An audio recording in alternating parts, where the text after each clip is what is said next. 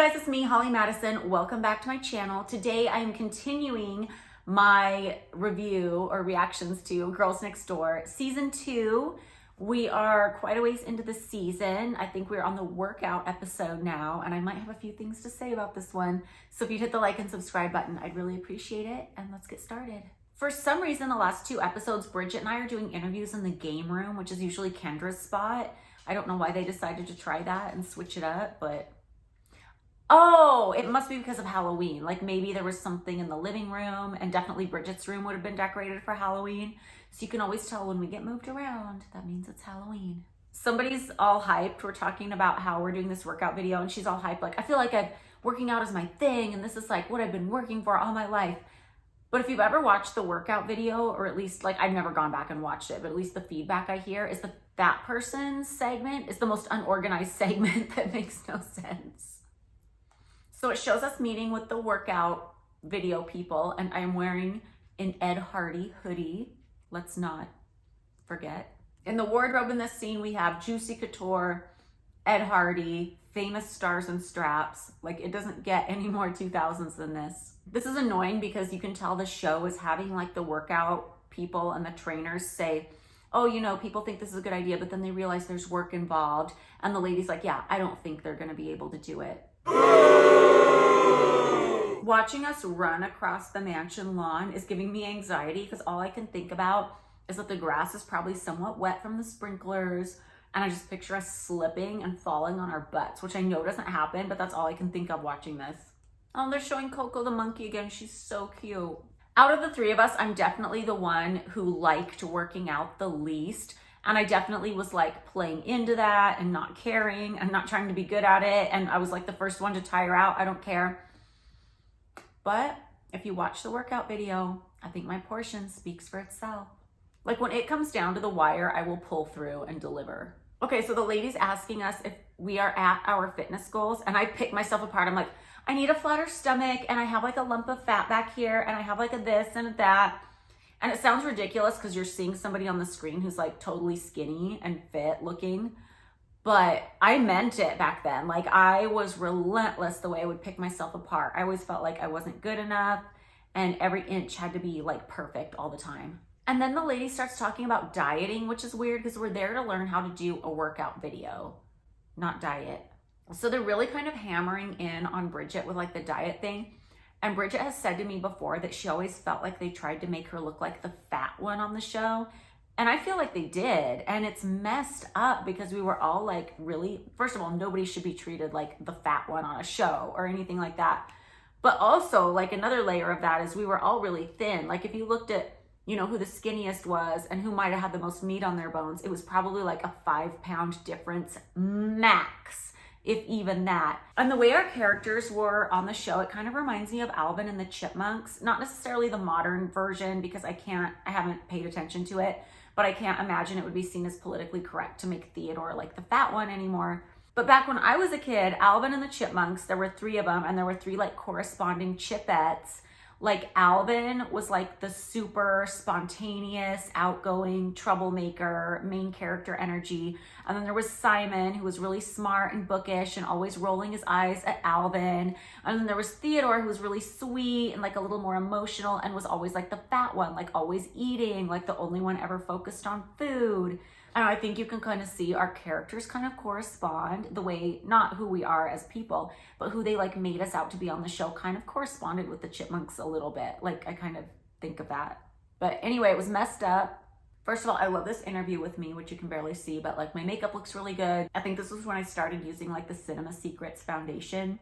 It gives me like a really warm glow. And I was talking about how I started drinking green smoothies, which I still do to this day. I think green smoothies are the best way to get your greens and your nutrients. And it's a huge like beauty secret of mine. Like when I want to lose weight, like I go deep into green smoothies. I try to have one every morning.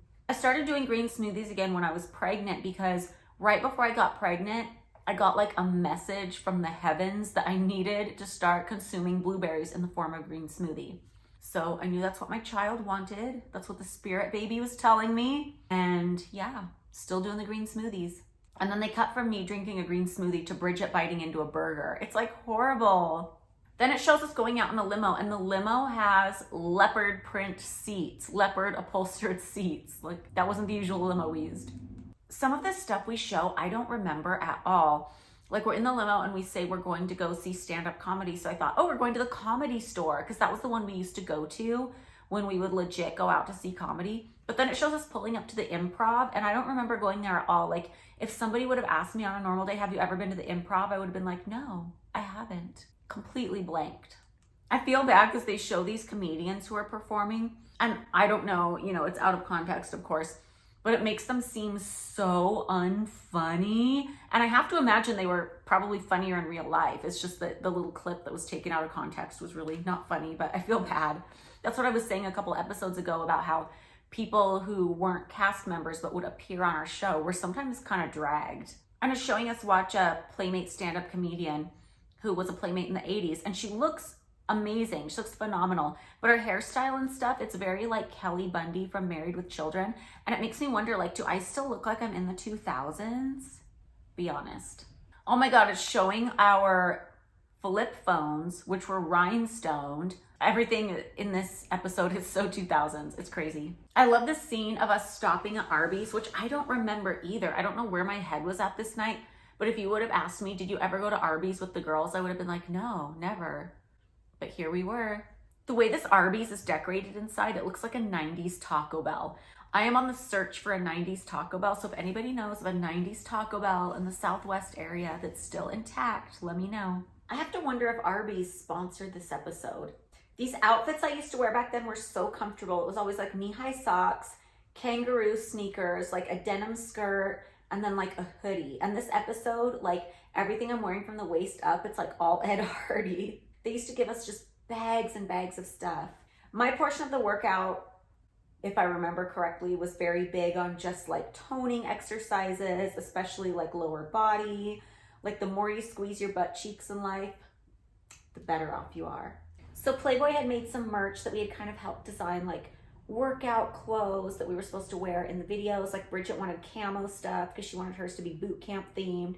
I think Kendra wanted hers to be like blue and yellow because of the Chargers. And I wanted mine to be like hot pink and black with like stars on it. So that's what I'm wearing. I love the pigtails I have in my hair. And then they have a little animated thing that's like a workout video with Coco the monkey on it. And I love the animated stuff. I love when they include her in the animated stuff. Very cute.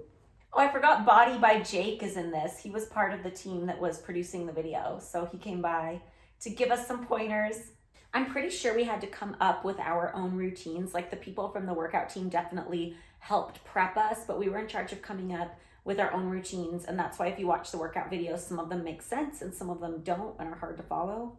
So I might not be the most athletic person. I might not love working out. I don't like high impact. Like, I don't like running across the lawn back and forth a million times, but I do love body sculpting exercises. And I think I killed it on my workout video. I think I did a very good job, and I get really good feedback on the workout video to this day. So I'm proud of it.